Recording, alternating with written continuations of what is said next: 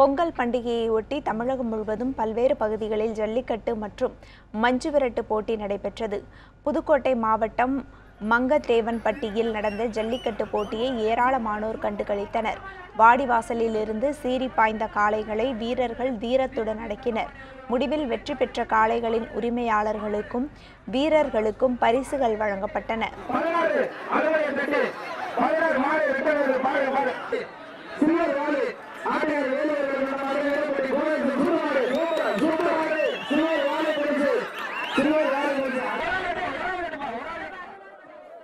திண்டுக்கல் மாவட்டம் பழனியை அடுத்த பெரிய கலையம்புதூரில் நடந்த ஜல்லிக்கட்டு போட்டியில் 500க்கும் மேற்பட்ட காளைகள் பங்கேற்றன.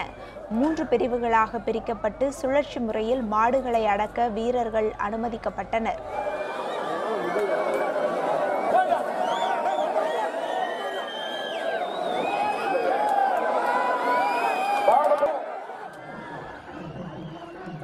சிவகங்கை மாவட்டம் சிராவையலில் நடந்த மஞ்சுவிரட்டு போட்டியை ஏராளமானோர் கண்டுகளித்தனர். விழாவில் சிறப்பு விருந்தினராக நடிகர் சரத்குமார் கலந்து கொண்டார். வயல்வெளியில் அவிழ்த்து விடப்பட்ட காளைகளை ஏராளமான வீரர்கள் அடக்க முயன்றனர்.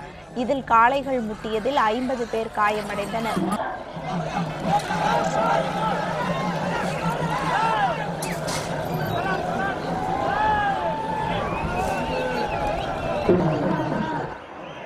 கிருஷ்ணகிரியை அடுத்து நடந்த எருது விடும் நிகழ்ச்சியை ஏராளமானோர் கண்டுகளித்தனர்.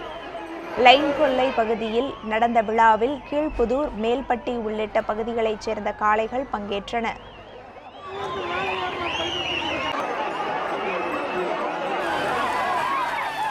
திருக்கடையூரில் நடந்த மாடுகள் மற்றும் குதிரை வண்டி போட்டியை ஏராளமானோர் கண்டுகளித்தனர்.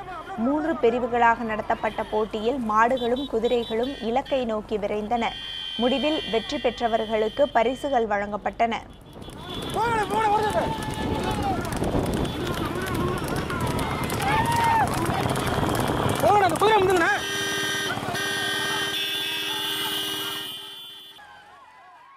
மதுரை மாவட்டம் மேலூர் அருகே மஞ்சுவிரட்டு போட்டியில் பங்கேற்ற காளை கார் மோதி உயிரிழந்தது.